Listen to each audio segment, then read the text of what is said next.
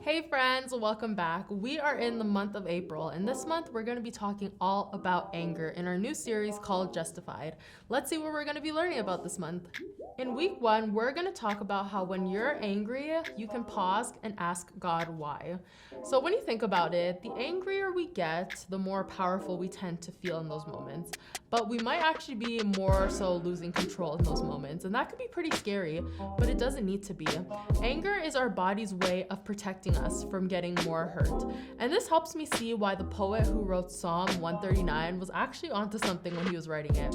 The scripture invites us to investigate how we feel and welcome God, who loves us, into our search and how we feel. And God knows us better than we know ourselves and can always help us understand why we react the way that we do. So next time you find yourself angry, pause and ask God why. In week 2, we're going to talk about how when we're angry, Jesus can show us how to respond. So when you read about in comic books, there are 2 different forces at hand. There's superheroes with superpowers, and they're the good guys. And then we have supervillains on the other hand, and they also have powers, but they don't do well with them. And when we think about supervillains, a lot of the times when they react in anger, their powers wreak havoc everywhere. And when we're angry at things such as injustice, it's pretty natural for us to react. But sometimes we could do it at a supervillain level where there's damage in the process. And Jesus shows us how to respond in helpful ways rather than ones that are hurtful to other people. And you may believe it or not, but Jesus actually got angry. In John chapter 2, Jesus sees religious leaders taking advantage of the poor. But instead of reacting in a way where he wasn't thinking or anything, Jesus connected his logic and emotions to a response that was undeniably disruptive, but in a way that really helped address the injustice that made him so angry. And Jesus had justified anger, and that moved him to restore relationships with God and others.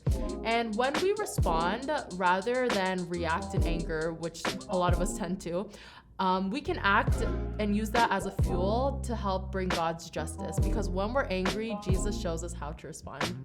In week 3, we're going to talk about how when you're angry, you can still show grace. So when somebody hurts us, it's often our instinct to return that same hurt that person did to us.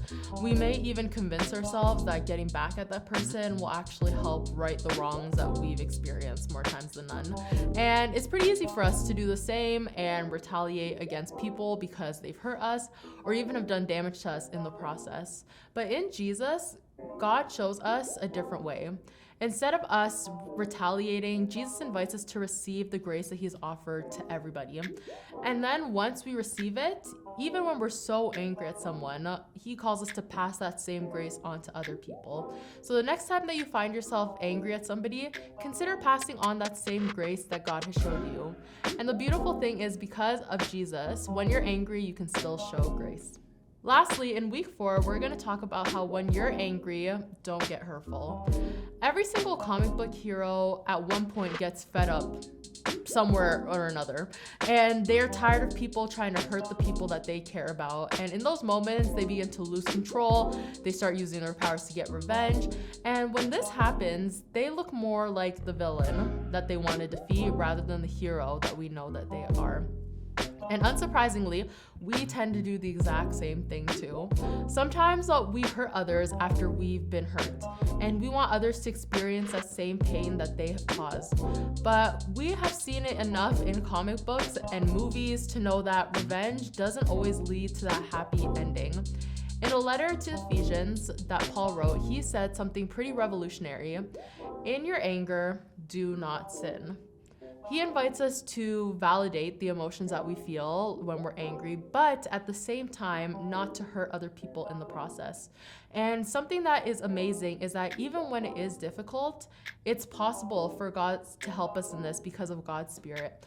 And you can follow in Jesus' examples, which is when you're angry, don't get hurtful. That is our series for Sunday. I hope that you guys can come and join that. We also have a new series called Catalyst that's going to be happening on Youth X Fridays, which I hope that you guys can also join as well. See you guys this month. Bye.